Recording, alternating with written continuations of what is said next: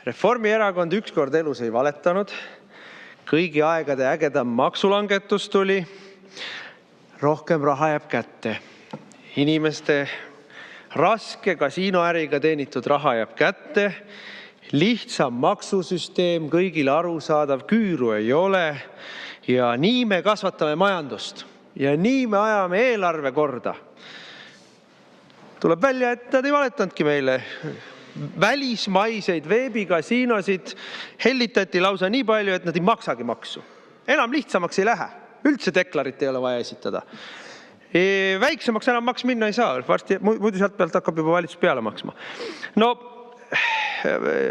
tuleb ikka kokkuvõtlikult öelda kogu selle saaga kohta, et meid Eestis valitsevad süüdimatud, ebakompetentsed, korrumpeerunud inimesed. Ja tükk aega mul oli kognitiivne dissonants. Ma arvasin, et see ei ole ju võimalik, et keegi on veel korrumpeerunum kui Reformierakond. Aga tuleb välja, et on. Eesti 200 annab isegi Reformierakonnale seaduste müümisel silmad ette. Noh, jutt on selline, et minu peab olema ikkagi puudega, kui sa usud seda juttu, et ei teagi, kust see viga tuli. Väike näpukas, tööõnnetus. 27 miljoniline tööõnnetus. Ja küll, kui ära parandada, siis võib-olla 4-5 miljoniline tööõnnetus. Aga vaadake, kui kellegile kingitakse näpukaga 27 miljonit, siis te võite peksta mind, kui tahate, aga mina ei usu, et see oli näpukas. Kogemata. Ei ole. Selles mõttes on ikkagi vaja selgeks teha, palju need inimesed tagasi said. Kickbacki, kes selle näpuka tegid. Kriminaalasja on vaja, uurimist on vaja. Seda enam, et nagu ka kõik on teada saanud, need nii-öelda välismaised veebikasiinod on tegelikult Valgevenest või Gruusiast või Ukrainast või tont teab millistest kummalistest riikidest pärit rahapesijad. Seda ütlevad meile rahapesu andmebüroo inimesed. Ja nüüd rahanduskomisjonis proovisime selgust saada siis, kes on süüdi. Lolli juttu aeti. No piinlikult lolli juttu aeti. Aga mis välja tuli, oli see.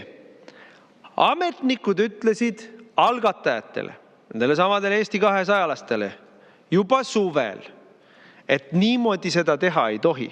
Seal on oht, et siis ei hakka maks laekuma üldse. Edasi-tagasi loksutati mingisuguseid versioone.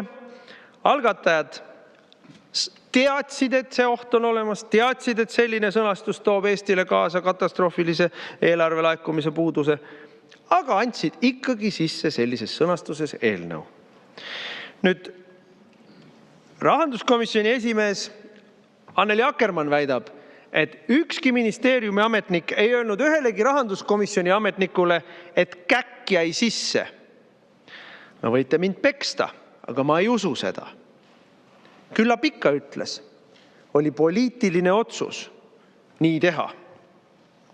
Ja see tähendab, kuigi ma alati tahaksin lahti lasta ka ametnikke, aga praegu on ikkagi vastutus eelkõige poliitiline. Ja see ei ole poliitilise vastutuse võtmine, et oi, aga näete, me toome siia teile selle parandusseaduse eelnõu, teeme kähku ära ja kõik on korras. See ei ole vastutus.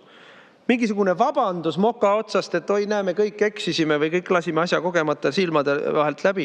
See ei ole ka mingisugune vastutuse võtmine. Vastutuse võtmine oleks see, kui Tein ja Tali astuks Riigikogust tagasi. Vastutuse võtmine oleks see, kui kõik need 51 saadikud, kes hääletasid selle käki poolt, võtavad nüüd oma taskust, oma raha ja maksavad riigieelarvesse puudujäägi kinni. On seda 27 miljonit või on seda 4 miljonit, vahet ei ole. See oleks vastutuse võtmine. Vastutuse võtmine oleks see, kui Akkermann astuks tagasi rahanduskomisjoni esimehe kohalt. Aga tegelikult lõppkokkuvõttes vastutab peaminister Michal.